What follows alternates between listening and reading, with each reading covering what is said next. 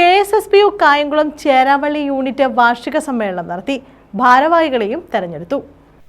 Kerala state service pensioners union Cheravally unit വാർഷിക സമ്മേളനം നടത്തി. Town committee president C. Muraleedharan Pillai ഉദ്ഘാടനം ചെയ്തു.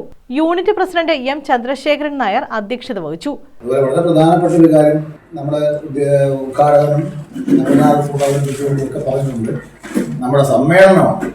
ഈ സമ്മേളനം അതായത് നമ്മളെ സംബന്ധിച്ചിടത്തോളം 18 വർഷത്തിലൊരിക്കലാണ്.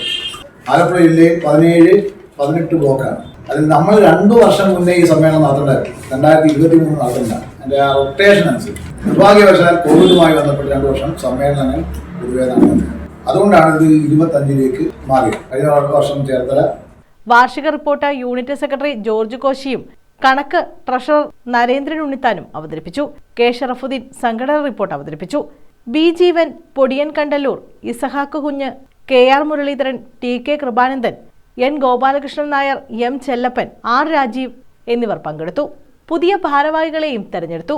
പ്രസിഡന്റായി R. രാജനെയും സെക്രട്ടറിയായി PS. സാജുവിനെയും ട്രഷററായി നരേന്ദ്രൻ ഉണ്ണിത്താനെയാണ് തെരഞ്ഞെടുത്തത്. 21 അംഗങ്ങളുള്ള യൂണിറ്റ് കമ്മിറ്റിയാണ് തെരഞ്ഞെടുത്തത്. News bureau, Kayamkulam.